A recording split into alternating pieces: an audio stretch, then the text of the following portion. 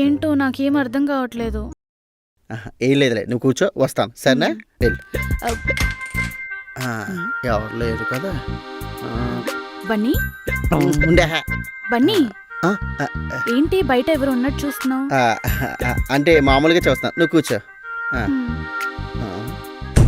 ఇప్పుడే వస్తాను. యా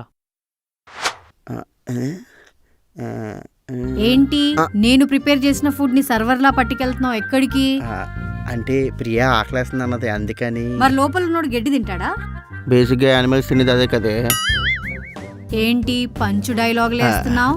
అంటే ఇదే సరదాగా గట్టి కరక మళ్ళీ అలా వినిపిస్తుంది. ఇదిగో మంచి డీలు, అన్నం సున్నం సగం సగం ఇద్దరం షేర్ చేసుకుందాం, ఏమంటావు? ఓకే. ఇవ్వు.